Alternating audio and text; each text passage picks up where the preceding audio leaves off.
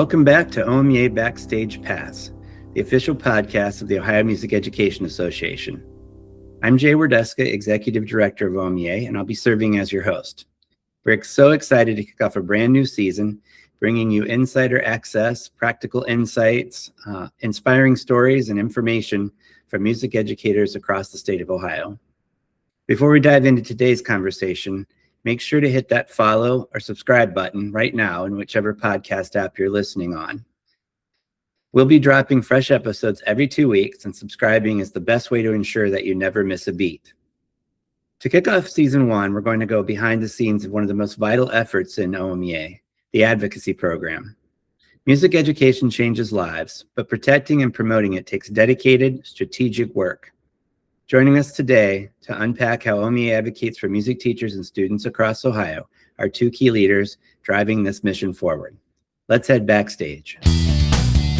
Welcome to this episode of OMEA Backstage Pass. I'm OMEA Executive Director Jay Wardeska, and I'm excited to be joined today with 2 members of the OMEA leadership team, people who are extremely dedicated to OMEA's mission of providing a high-quality music education for every Ohio student, and who are passionate, dedicated members of OMEA. Our 2 guests are OMEA State President Danielle Shaub and our newly minted OMEA Advocacy Chair, Mr. Austin Ahlborn. We welcome both of you. Thank you for joining us. Danielle, you, in addition to your great legacy as as you call yourself, an average music teacher, although I would say that's not true. Can you take us back as a person who really got us started in advocacy to what it was like to get the advocacy committee started? How did it come to be about? And why is it that OMEA even needs an advocacy program? Yeah, absolutely. I just want to say, first of all, thanks to you and Austin for making the time to be able to have this conversation. I feel it's important to our membership to be able to hear where the advocacy committee has started and where it's going. But it really, for me personally, just started at my own school district. We went through a stretch of failed levies, and suddenly the arts at the elementary level were part of the cut conversation. And as we both know, it takes so long to build a music program that 1 year of cuts can take a decade or more to rebuild. So in my time, I realized that I couldn't just teach and hope people noticed. I needed to do something about it and talk about and promote the great things happening in our district, and ultimately celebrating our student successes, because there were so many.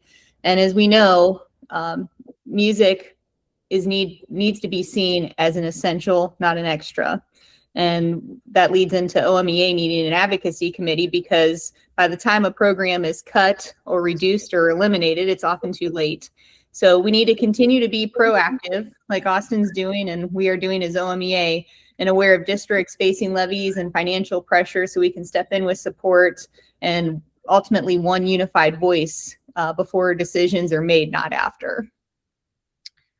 Well, you put that very well and kind of answered some of my next questions, but now you wear 2 hats, being both the president of OMEA and, of course, OMEA's primary advocate. So how do you see, what do you see as really a growth of the advocacy program in order to match the vision that you really had? And how do you see your role as president in making that happen? Yeah, so obviously my original vision was that I would chair the committee for some time or a long time and continue to build it. But as you said, the opportunity presented itself to run for state office, and now I have the honor and privilege of serving as OMEA president. And I feel like ultimately both of us, OMEA and the committee, are pulling in the same direction, which I'm sure we'll state many times, that every student in every district deserves a high quality music education taught by a certified music teacher. And so with the committee keeping that growing and the momentum, that tells me Ohio's music students have a strong future ahead. Great. Well, Austin, obviously, we're excited to have you take over the reins from Danielle in terms of running the advocacy committee. And for those of you who don't know Austin, he has a strong history in Ohio, being a product of OMEA Music Education and Ohio Music Education, and then became a teacher himself, and now a scholar as well. So we feel like we're privileged to have you on board. if you could share with our members and everybody listening, what exactly is it that the advocacy committee does day to day and throughout the course of the year? Yeah, for sure. Well, thanks, Jay and Danielle. It's great to join you both for this conversation. So looking at the Advocacy Committee as a whole, we're really dedicated to making sure that we're providing the resources that our music educators in Ohio need, and also really trying to fully understand the landscape of what's happening throughout the state in terms of school districts and school music programs so that we can provide the necessary resources. And that manifests itself in a lot of different ways. Some of the more visible ways that people are probably a little bit more familiar with are some of the state level meetings that we've had with the Ohio State Legislature, meeting with representatives and senators at that level, but also at the annual Hill Day in Washington, D.C., meeting with federal senators and House of Representatives members to share about what we're doing at OMEA and what we care about. But also some of the behind the scenes stuff as well as we focus on making sure that there's advocacy related programming at the professional development conference and reviewing sessions and making sure that we have offerings there, but also just generally being a resource for anybody who really reaches out. And that can be teachers, but that can also be community members. And we even recently, just within the past couple of weeks, had a community member reach out looking for some data that they could use to help advocate for some music programs when there was a teacher who left and there were plans to not refill that position. So we're here to help provide resources in that case and help folks know exactly what they need to do and the steps that they can take to be successful in those local level efforts. That's great. I think those of us who've been teaching for a long time, we understand, unfortunately, this has been a vicious cycle of continually having to fight for arts education. And we certainly can talk about all the reasons that might be. But I remember when the word advocacy first came into fashion I think it was back in the late 80s, early 90s. It was a word that was sort of new to us. It's not something that the act was new to us, but the word was. And I notice now that a lot of times when people hear the word advocacy, it's kind of like the groan that happens at a teacher's meeting, from the administrator. No offense to any administrators who might be listening, but I think people have kind of, they kind of cringe when they hear the word advocacy and feel like they don't have a lot of time to give to it. And I think sometimes they misunderstand both the significance and the methodology. Can you each talk about, what that word might mean to you and maybe if there's a better way to frame it? For me, it just means telling your story. You're just really sharing what happens in your classroom with the people who make decisions about it. And I think teachers, like you said, hear the word advocacy and they picture lobbying or politics and it feels intimidating. So I think if we look at it as a phrase of sharing your story or promoting the good, I think that's a better way to look at it, because let's be honest, none of us took a college class in this to prepare us for these type of situations. But you're advocating every day that you're in front of your students. So I think if you've ever invited a principal or school board member to a concert or posted about your student successes on social media, you're already an advocate. Just continue to do it. Great. Austin? Yeah.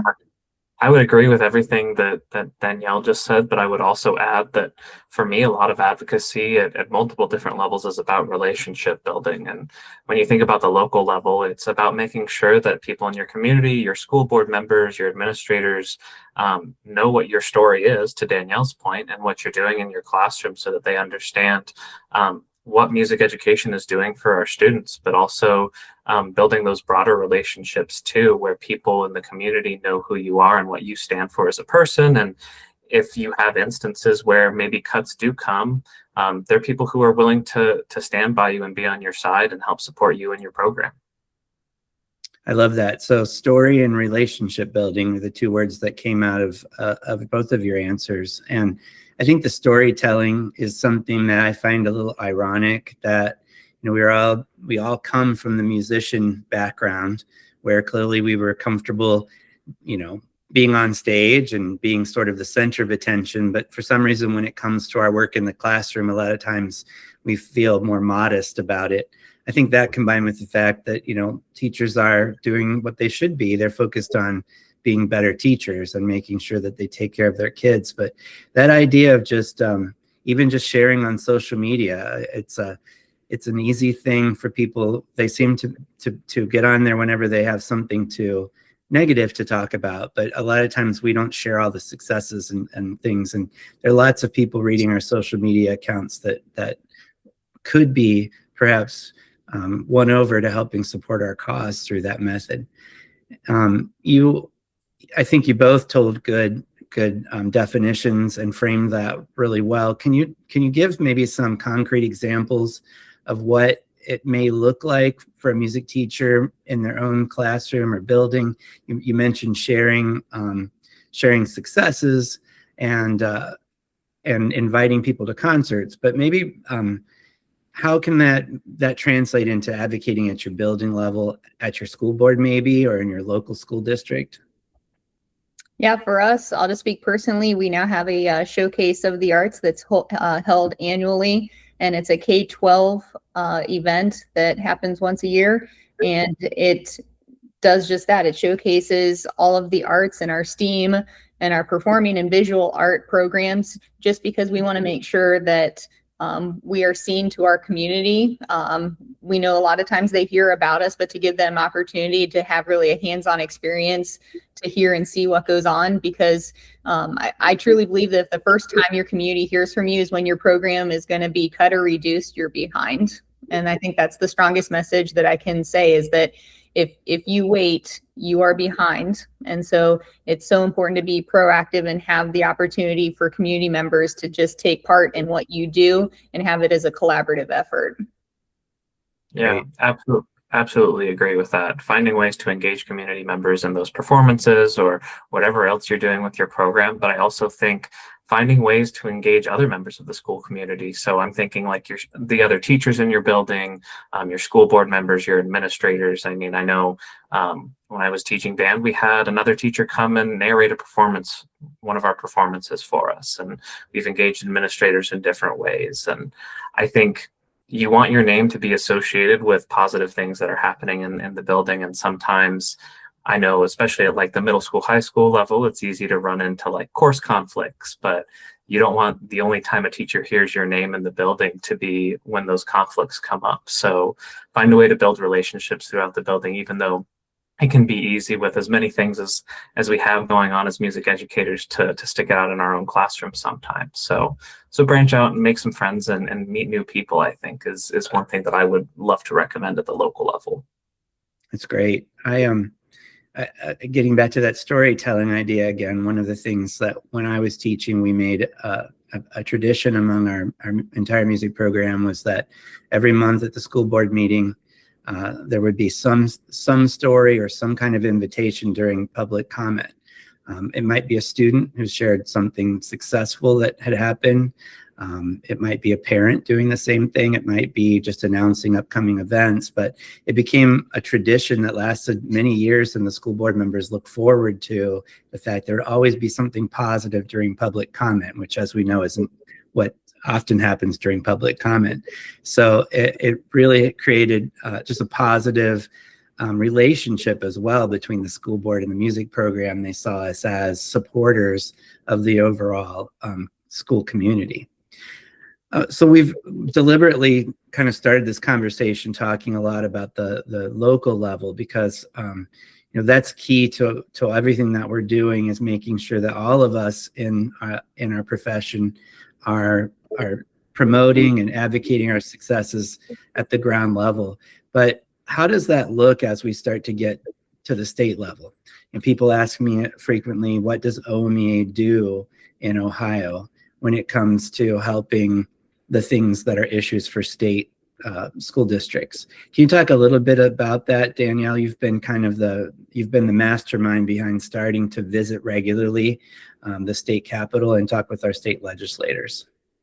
Sure. I think consistency is key, and having those consistent times where we meet, specifically twice a year when they're in office, and especially when policies and things are coming around on the table.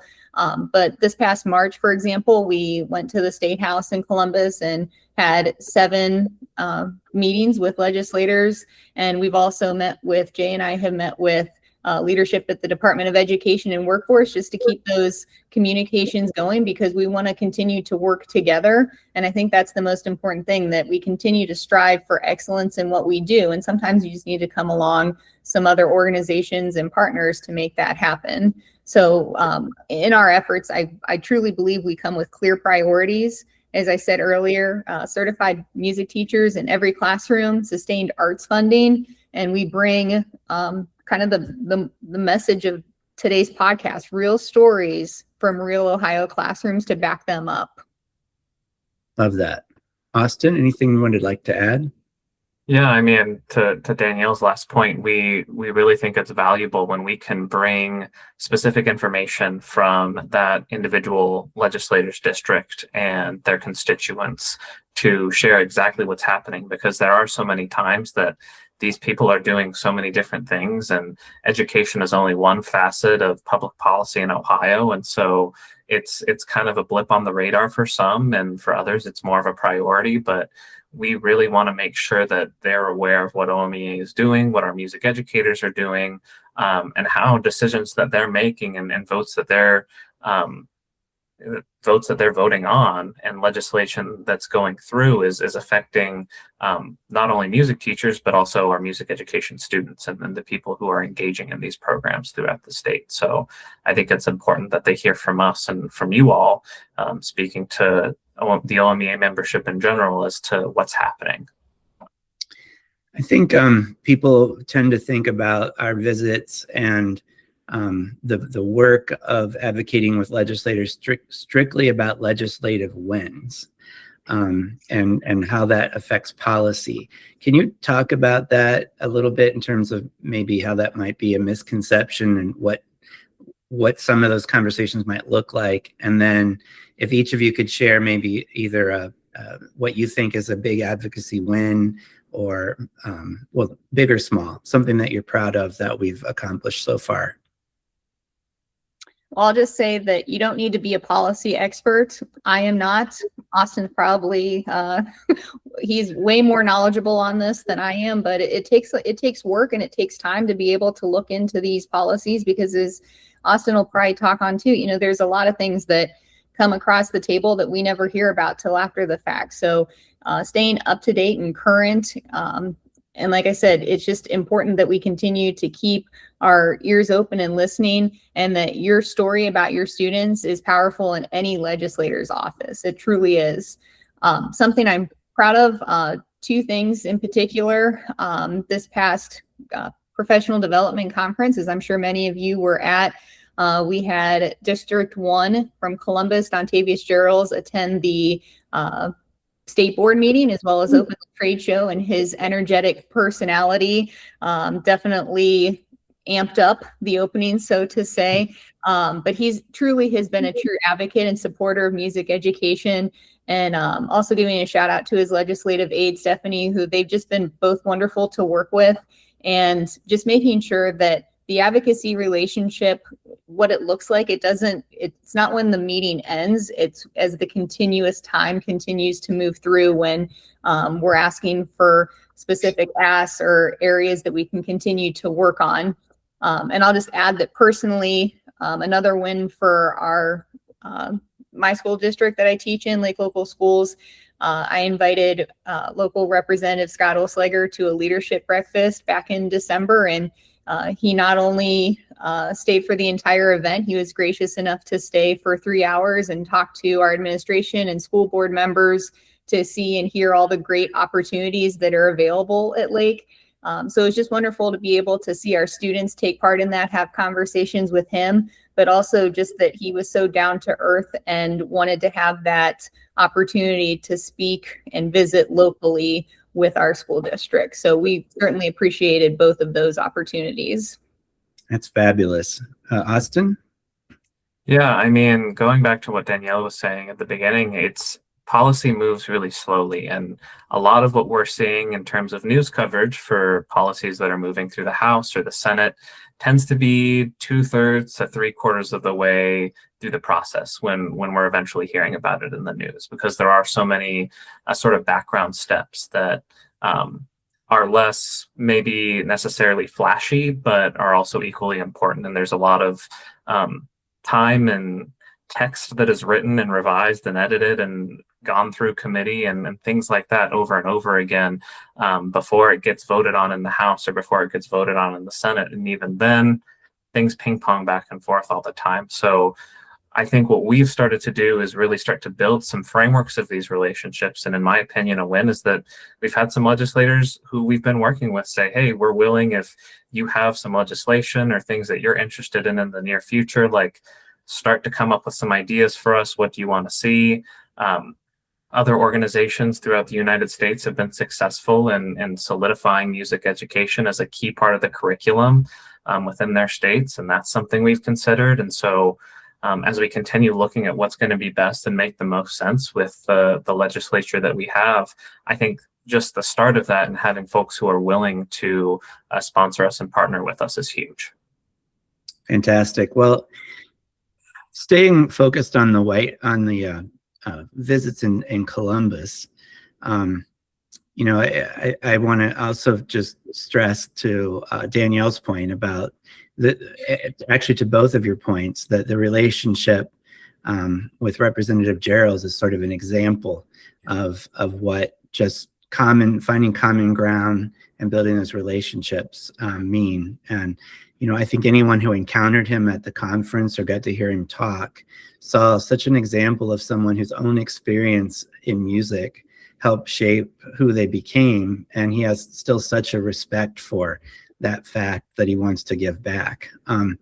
So can you tell us a little bit more about really how the state capital visits are organized and what kind of a plan we have for those moving forward, and what kind of issues it is that we're talking to those state legislators about? I know we'll talk a little bit about Washington, D.C. in a few minutes, but I think the three of us, having had some experience in Columbus, it feels like a much more receptive environment than sometimes we have felt in other places. So Danielle, can you talk a little bit about how that evolved and how it happens? Yeah, absolutely. I think just being visible, a lot of times the in-person, not just a phone conversation, but going shows that you're willing to put in the time and effort to have these conversations because it's that important. So we put together briefing materials each time we go, along with talking points and leave behinds, just so that there's something tangible, that when we leave, there is something for the legislator, whether we're meeting with them personally or with a staffer, that they have to look at. In case something does come across the table, they can look at the material that we presented. We aim for 2 state house visits a year, just because we want to be building relationships year round. And I feel like the advocacy works best as an ongoing conversation, not just a single meeting. So continuing, I know we've said, relationships a lot. That's truly what it's about, and making sure that we schedule them strategically throughout the year. Austin?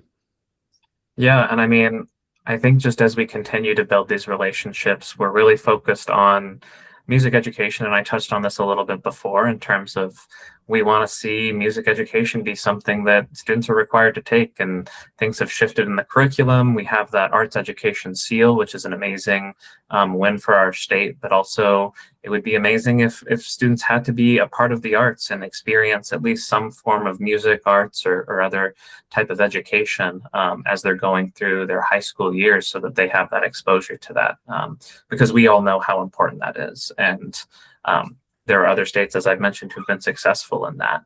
But in addition to that, there's other things that we can look at in the curriculum. And at a broader level, we know just how much of an issue school funding is in general, and how those school funding cuts tend to cascade down to arts and music programs first. And so that larger piece is also something that we've been focused on, and have been, I would say, pleasantly surprised to hear that on both sides of the aisle, that there are legislators who are working on and committed to solving this problem, even if they have perhaps different perspectives on how to best do that.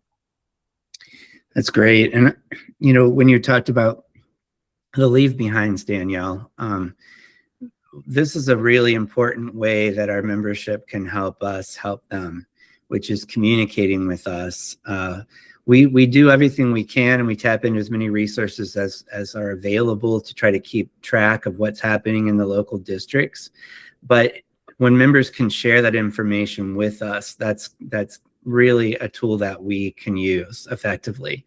Whether you just send me an email, or one of us on the team an email, or leave us a phone message, it makes us have the ability to more directly address those legislators. So for example, the last visit that we did in Columbus, we were able to have a document that was very specifically designed for each of the legislators, where we could give key data in the districts they represent that showed, frankly, some of the districts that they actually live in, and the effects of the school funding was having on those districts. And many of them surprised, they weren't aware.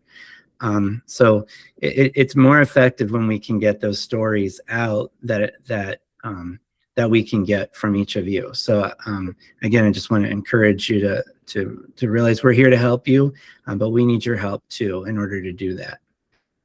The three of us were just in Washington in June. It's always an interesting time to visit, especially these days. And so we were able to go to the Capitol as part of NAFME's Hill Day. And so maybe you could talk a little bit, Danielle, as a state president, what was the purpose of that trip? What offices did we meet with? And how did OMEA kind of craft this to emphasize OMEA's top priorities?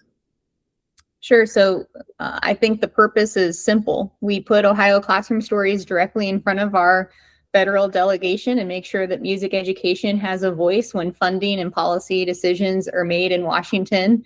And I believe we all three would agree that it was a very productive day. We had 8 meetings, including both of Ohio's senators. And our priorities were simple when we went into every room.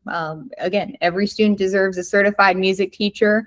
Access to music education shouldn't depend on your zip code, and that federal arts funding must be protected and sustained.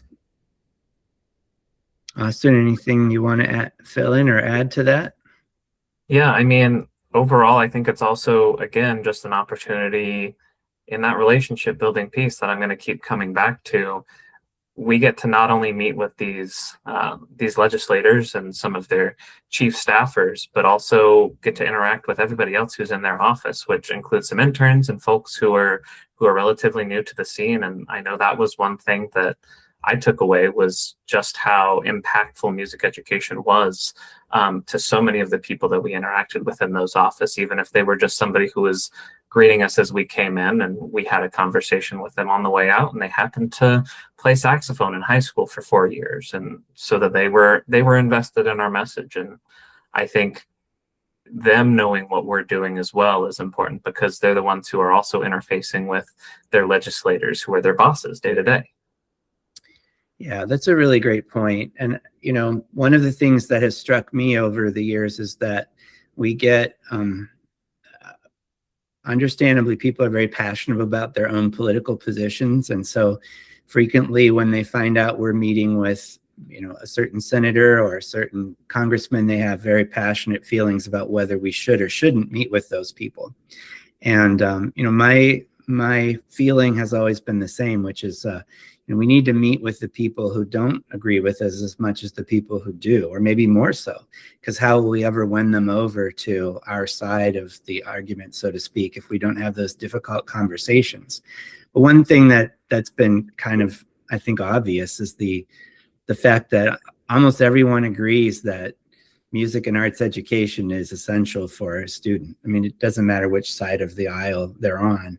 And the first question I've always asked is, do you have any experience with music? And, our first 2 meetings of the day this past June were with our 2 senators, and both of them had personal connections that they could immediately connect with. And when it came to music education, whether it was their children who had been involved in music or themselves. And immediately you could see a look of recognition, a smile, an immediate understanding of what we were talking about. And when we talk about wins, maybe it's not a full-on win, but if we can agree at least on the importance of it, then maybe how to get there isn't so challenging for us.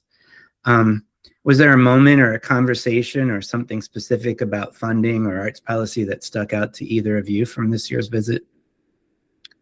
I was just going to say, for me, it's personal because I don't go in necessarily. I know I'm the president of OMEA, but I'm a music teacher from Lake Local Schools. And so always going in with my students' best interest in mind.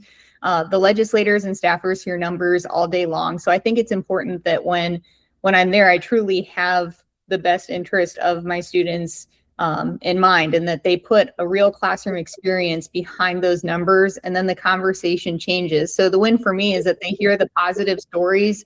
In fact, that's how I addressed one of the senators that way, is that, I am a music teacher that loves their job, that the student success and the music programs that are made possible by certified music educators that put in an enormous amount of time and effort. And I'm just the person that happens to be here to address that. But there are thousands of others in the state that have that same impact and that build relationships and just amazing programs that sometimes, you don't always get to see or hear about.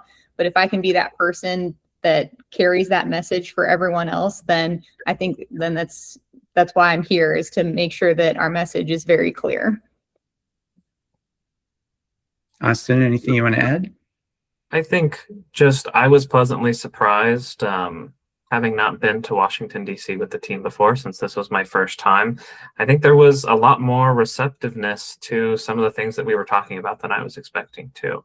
I think a lot of these legislators agreed that these federal title funds that we'll talk about maybe a little bit later are really important for our schools' music classrooms and what they do for our schools in general. So that was certainly a pleasant surprise for me to hear. And I mean, I also have to mention Marcy Captor's office, who, we had a conversation with their staffer, and we had expressed some concerns about communicating with some folks in that area, and they made a really powerful connection really quickly for us within that day.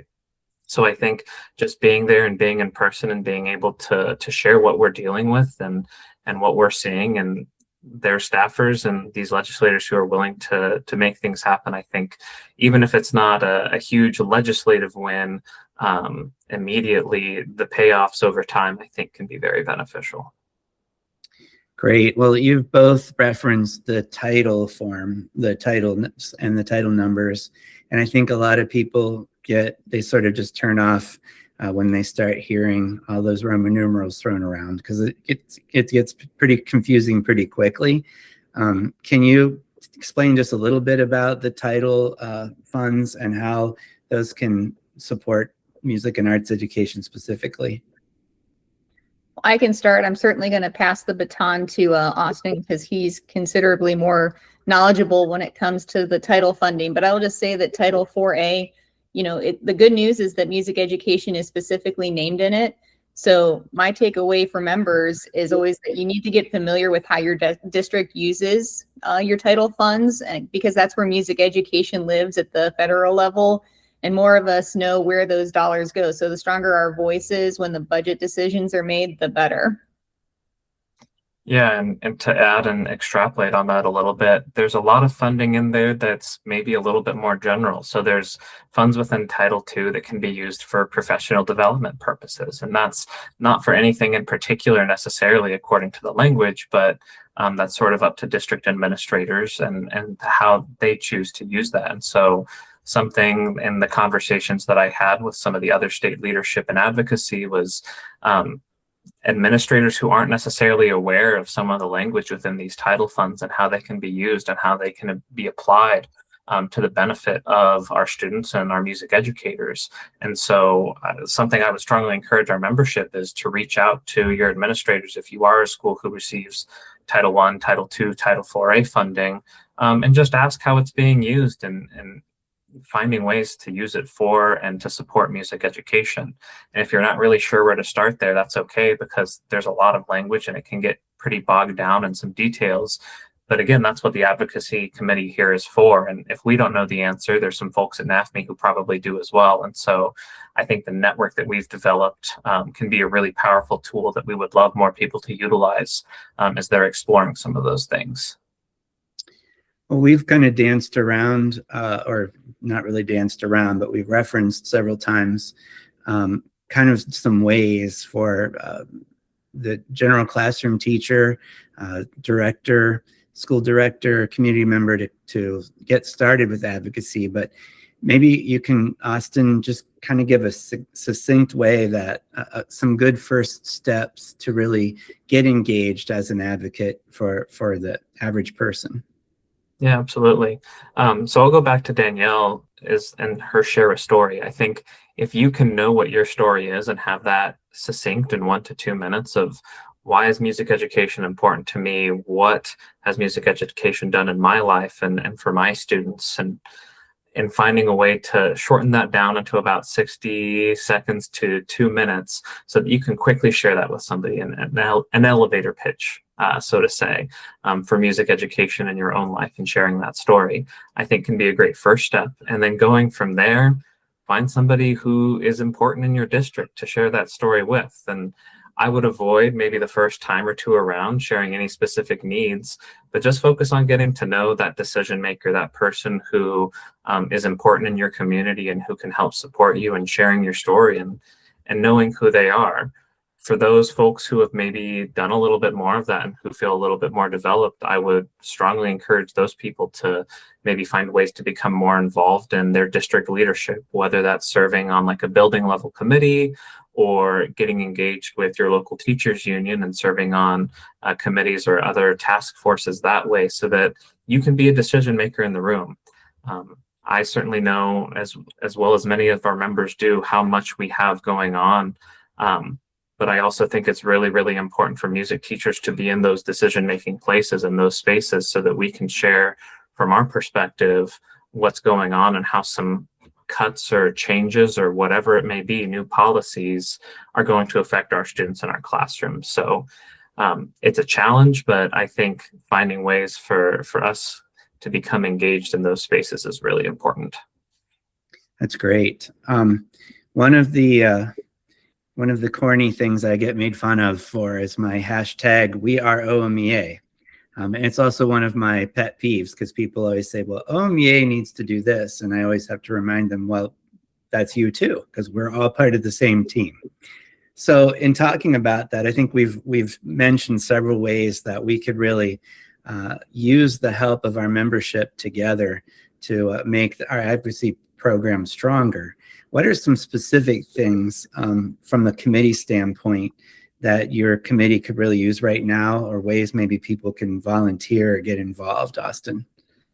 Yeah, I mean, so our committee, we try and have a representative from every single OMEA district in the state, and they're keeping their ears on the ground, listening to issues that are happening in your district. If you don't know who that is, feel free to reach out to me, or we also have a list on the OMEA Advocacy tab on the website, so you can find who that person is. So they're kind of a first step in terms of if you need to contact somebody or share information, there's somebody who you can go to. But also, we can't hear everything. We don't see everything. And so I think as much as possible, if members want to reach out to myself, Jay, Danielle, whoever it is, to share about what's going on in your communities, whether it's a great thing or it's a challenging thing, because we want to know what's maybe working really well. And when you're running into roadblocks, we can't do anything from our perspective if we don't have information and we don't have people sharing things with us so that we can take those steps forward. I'd also add that stories are going to continue to be important, especially at the state level, because so many of those state legislators want to hear from constituents in their district. And even if we can't bring an OMEA member from every single district that we're meeting with in a given legislative day with us, we want those stories and we want to be able to tell them exactly what's happening in their area of the state. So if that's something that's of interest to people, would love to talk more with them as well. That's great. Are there any upcoming opportunities or specific dates? I know, Austin, that you've got at least one big event coming up that would be maybe of interest to members. Yeah, absolutely. So in about 2 weeks from now, so that's going to be Sunday, August 16th at 7 p.m., we are hosting a Zoom sort of webinar Q&A session with 3 different school board members, administrators from throughout the state. And so they have varying experiences serving on school boards. Some are current members, some are previous members, but all have really valuable perspectives when it comes to what it's like to serve on a school board, because these people aren't just interacting with educators, they're interacting with folks at the state, they're interacting with community members, they're the people who are deciding whether to put a levy on the ballot or not, and they're approving the changes of what cuts are going to happen. And so they have a very unique perspective in terms of being a decision maker in those spaces. And so I'm hoping we can bring them in to share some valuable information with our membership and our advocacy committee and our state leadership as well, about what their experiences are, so that we can be better leaders ourselves, and so be better prepared to go in and advocate within our own school districts. Also, you mentioned the tab on the website. For everybody listening, if you go to the OMEA website, under the resources menu, you'll see advocacy. And that will take you to a page that Austin and his team have worked very hard on developing. Can you talk about some of the tools that might be available there for people, and resources and links, just briefly? Yeah, absolutely. So we're fortunate, and I've mentioned NAFNI a little bit already. They have quite a few resources available to us. And so one of the things we've tried to do with them, and as well as some of our other partners and music education advocacy, is provide links to some high value resources that we see. We've also provided like contact information if you're somebody who's willing and interested in contacting your state legislator. We've given some information and some initial steps as to how to do that. And we would love feedback as well there too, going back to Jay's earlier question of, if you have a resource that you think would be valuable to you and you don't see it there and you don't see it with any of our advocacy partners, we'd love to know, because that's something that we can spend time and develop. So we're continually building that, continually working on that, and just want to make it as good as possible for our music educators, students, and communities. That's great. Do either of you have some closing thoughts and why this work matters to you, or some things you'd still like to share that we haven't covered yet? Danielle? I was just going to say that the easiest thing to do, I referenced earlier that, we had a state representative of our school.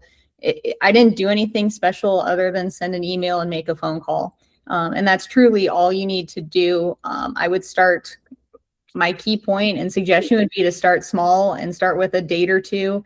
A lot of times the legislators, if they're not in Columbus, they're visiting around in their hometown and home area. So reach out, and if they don't respond via email, make a phone call, make it personal, and reach out to see if there's something that they can attend, and thank them in person. If they attend the event, make sure that they're recognized because they've taken time out of their schedule. And I think being formal with a follow-up thank you, just like life in general, kindness matters. So continue to make sure that you're just reaching out and sharing your message. And if they can't come to one, then offer some other dates to see if they can. But it's really starting small and just sharing what you do to build those relationships, because if you wait, you're too late.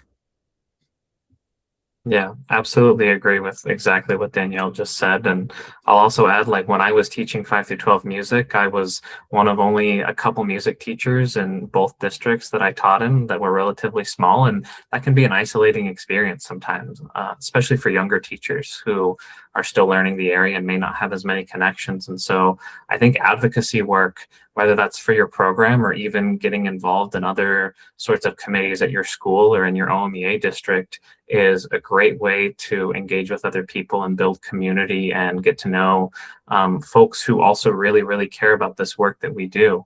And so I think, to that, again, relationship building point, it's a great place to start at if you're somebody who's passionate about this type of work and want to meet other similarly like-minded folks. Great. Well, both Danielle and Austin are practicing teachers. They spend every day in the classroom doing the work. Austin is also a graduate student, so he's doing twice the work for all of us out there. But I think that's important to mention that in spite of the busy schedules that you have, a lot of the effect that you've had, it's similar to what you've had on your students. That, walking the walk and talking the talk, so to speak, not being afraid to have conversations and to build those relationships have been a big part of why you've been successful and had an impact on music education.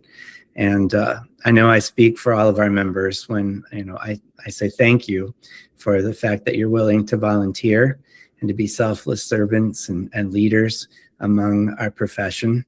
And we are very excited for the rest of the year as we are about to kick it off and the great progress that we're going to continue to make. So thank you both for joining us, and to all of our OMEA members and music educators listening, be sure to give us a like or a follow. Follow us on social media and keep us informed so that we can do what we can to continue to support you in the great work that you do every day.